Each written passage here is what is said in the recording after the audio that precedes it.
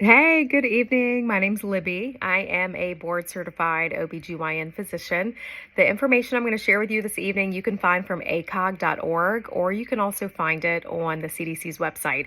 I had a friend reach out to me today to ask about bacterial vaginosis, so I thought I would throw a video up here because it's one of the most common reasons patients would come see me in the office. It is a common reason for us to feel insecure. Nobody likes having smells down there, much less having itching and burning and other things going on, especially during summertime.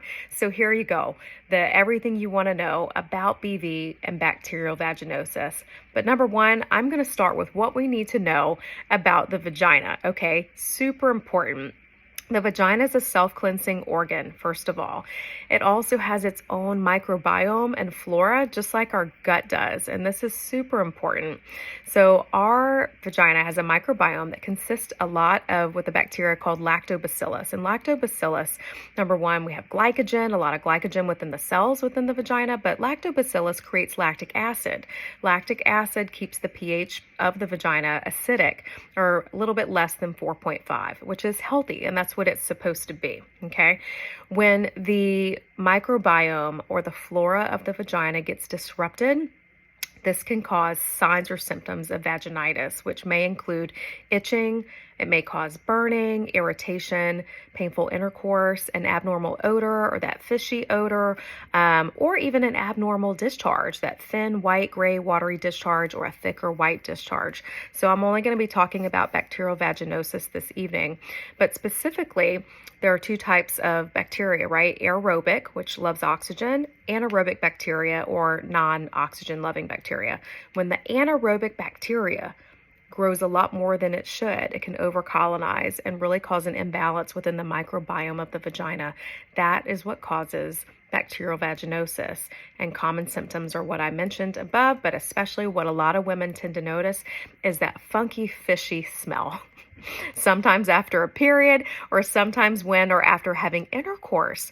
It's embarrassing, is it not? And look, I know as women, I know this, as OBGYNs, we know this, but again, it's why I'm putting this information. So I hope this video is helpful to you. So here's the thing, nothing is wrong with you, and it's not related to your hygiene. You can bathe and bathe and bathe and bathe, and you may still get bacterial vaginosis. So I really want to give you some reassurance and some encouragement there. So here are some things to think about.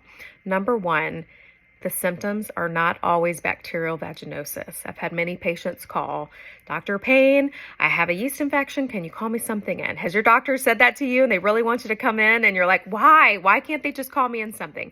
Here's why. Because sometimes people have thought it's a yeast infection and it's BV. Sometimes I've had patients think it's BV and it's not. It's an STD called trichomonas. Or sometimes it's a vulvar skin condition, something like lichen sclerosis or another desquamative vaginal condition, less common, but still possible. Certain types of vulvar skin cancers that are causing itching. This may be more common in women who are 50, 60 and older, so it's important to go into the office. And either other certain types of infections or abscesses or herpes or other things like that. So be careful.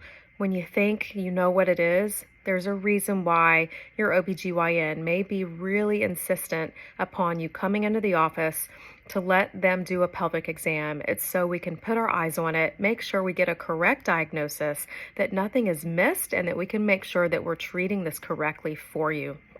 So that is always the reason we want to make sure we are taking the best care of you guys that we can and getting the right diagnosis. And I've had some people come in thinking they have an infection and they don't. And that's always great news. So a little bit about the environment of the vagina. What is bacterial vaginosis? What are the symptoms? Why it's important to go to the doctor, but what are some risk factors? So first and foremost, race, you guys. Just being Hispanic or Latin, I'm Costa Rican, being Mexican American, and being African American, we and you all have an increased risk of vaginitis, especially BV. Unfortunately, it just is what it is, but it's a great thing to be aware of and just know that we have an increased risk for these things so we can be more attuned to those symptoms and ready to do something about it.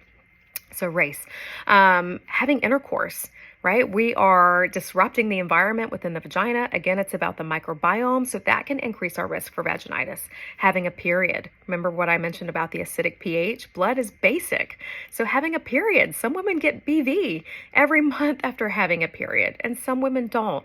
But when you understand about the microbiome and the pH, and it's just about a change or alteration in the environment, and you start being aware of these risk factors, it really starts to make sense. And so sometimes after those things, we can get BV. During summer's funky because it's hot. It's hot, right? And especially if we are a little bit on the larger size, we sweat more, right? And we get sweat down there. It's hot. And so one thing I recommend doing, especially during summer, try to wear skirts and loose fitting clothing and linen and cotton underwear and let your skin breathe, just to combat that heat a little bit. And at nighttime, y'all, there is no reason we should be wearing underwear at bedtime. We are under blankets. We're sweating. You do not need to sleep with panties. You don't need to sleep with anything down there. Just let your skin breathe. It is the one time a day where your skin can just be completely exposed to oxygen and air and just breathing. So if you're noticing some red rashes down there, other things, irritation, let your skin breathe. Don't scrub harder with soap. You might be making it worse. And so that's important to know. Just some other risk factors and some environmental tips there. When it comes to periods, experiment with a menstrual cup. I switched to menstrual cups a few years ago. You guys are fantastic. Some people get a lot more irritation with pads and tampons, and some people do get increased risk of vaginitis with that. But if you're comfortable with both inserting and removing a menstrual cup, over time, you'll save money.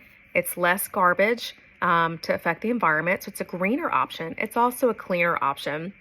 And I have noticed a lot less odor, it's cleaner, and it's been a great switch for me. So consider that.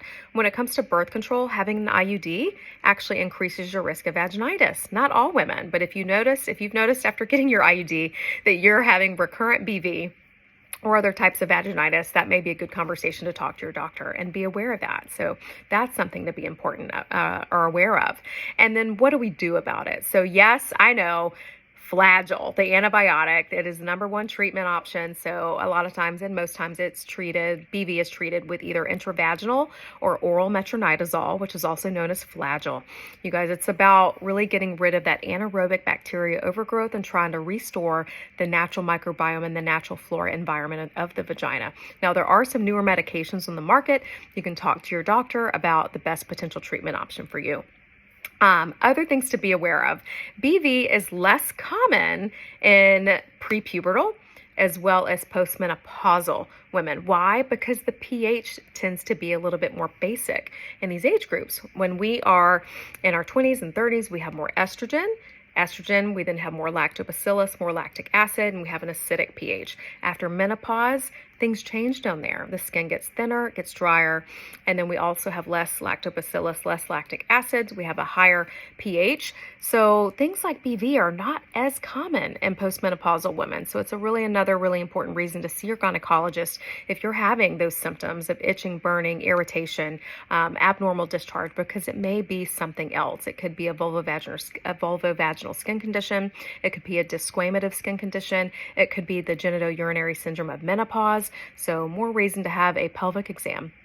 And then other things that you can do, some lifestyle changes that I think can be great modifications and always a first line treatment. When I think of this approach, think about your nutrition, right? If we're overweight, that increases our risk for yeast infections and vaginitis. So changes we can make to improve our weight, thinking about nutrition, fresh veggies and fruits, and lots of water. Aim for 64 ounces of water a day, because the better hydrated you are, your body's going to be able to function better, right? We need water for tears. We need water to lubricate our joints.